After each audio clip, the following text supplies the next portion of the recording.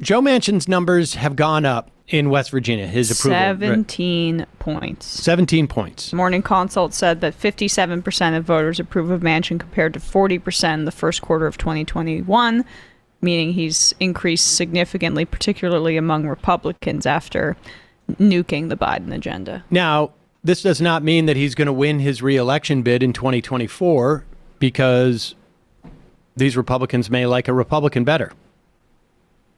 But it does give you a sense of, like, you know, how Joe Manchin's operating. This clip really shouldn't be safe for work because I think you might get sick from it. But here's Joe Manchin endorsing one of the Republicans in a Republican runoff as a way of distancing himself from the Democratic agenda. I've always said if I can't go home and explain it, I can't vote for it. And that's why I opposed Build Back Better. For Alex Mooney and his out-of-state supporters to suggest David McKinley supported Build Back Better is an outright lie. David McKinley has always opposed reckless spending because it doesn't make sense for West Virginia. Alex Mooney has proven he's all about Alex Mooney. But West Virginians know David McKinley is all about us. I'm David McKinley, and I approve this message. I mean, this is pretty shocking stuff. He's talking about a Republican. They're bragging about how they crushed Build Back Better. And that is relevant.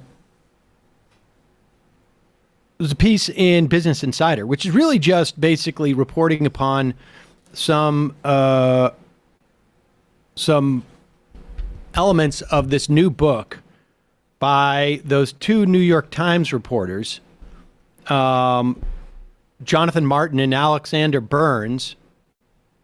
Their book is This Will Not Pass. It is going to be released tomorrow. Business Insider got a hold of it, and there was some very key revelations in there. One was that Mitch McConnell confided to a friend last year. Understand, it's possible these guys, these two New York Times reporters found this out only 4 or 5 months ago. I mean, to get it into a book, you need a certain amount of lead time. Maybe it was 3 months ago, but I doubt it. But it might have been helpful to talk about how Mitch McConnell, this story, McConnell was unnerved by the expanded child tax credit. This is according to that book. Shortly after the law's passage in 2021, McConnell privately confided to a friend that it was among the numerous social benefits that could prove too popular for Republicans to dislodge, even if they regained control of Congress. Quote, if Americans grew used to the benefits of the new law, he suggested, it would become politically untenable for Republicans to repeal its most popular measures. This is what Burns and Martin wrote.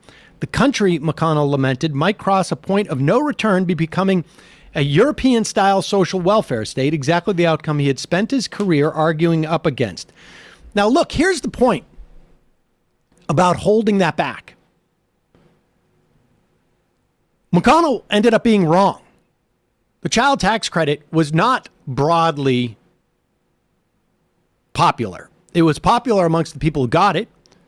It kept 1/3 of, it eliminated child poverty by 1/3 in this country. We see it creeping back up as soon as the child tax credit expired. But the point being that had we known this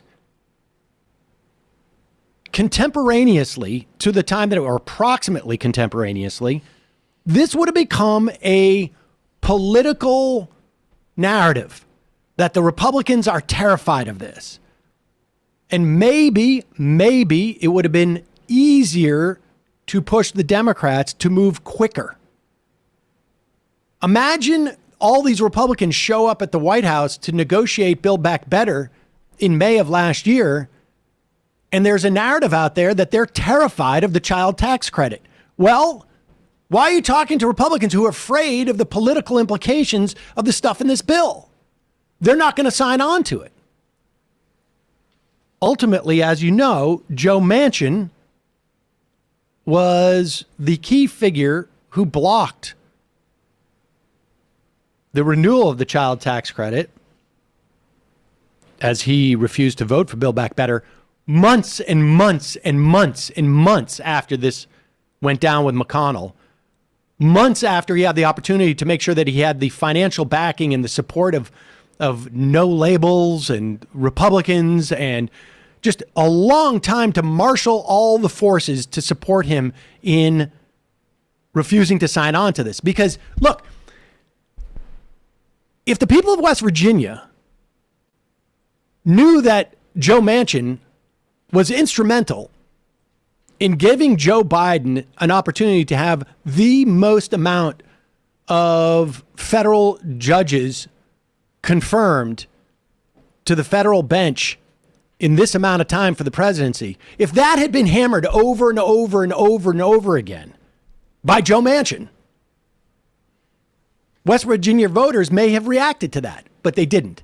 He wanted this as the mechanism in which to raise his approval numbers. But there could have been other mechanisms. But this was just a low-hanging fruit. And the reason why it was low-hanging fruit is because there was no cost associated with it, because he had time to build an entire campaign around it. And that time was offered to him by the White House, essentially. And compare that with the all-out blitz to get the Biden COVID relief package out in time for the Georgia runoffs, essentially. I mean, that created an urgency because the electoral consequences were so immediate, as opposed to like this protracted, long, let's split up infrastructure into two packages. Right. Let's make sure that we're negotiating for months on end. The political ramifications are just as dire if that package was not passed, and yet it was not met with the same urgency. Yep. Because it killed them. It killed them. And Biden did not make any effort to put the child tax credit front and center and attach Manchin to it going away. Here is what the book says about Manchin and his perspective on the child tax credit. The authors wrote that the conservative Democrat had privately complained to some of his colleagues that the enhanced child tax credit would pay people to have more kids when West Virginia families couldn't afford the ones they already had. Manchin also told Senator Cory Booker of New Jersey, how important would this stuff have been to have come out when all of this stuff was relevant? Manchin also told Senator Cory Booker of New Jersey that he believed the money would be spent on drugs. That caused Booker to rebut and tell him that families would use it on everyday expenses like diapers. This is according to Martin and Burns, authors Martin and Burns, as opposed to the reporters for the New York Times, Martin and Burns. One wonders how they divvied this stuff up. This is going to be great for the book. This will put some cash in our pockets. This will be good to let people know about.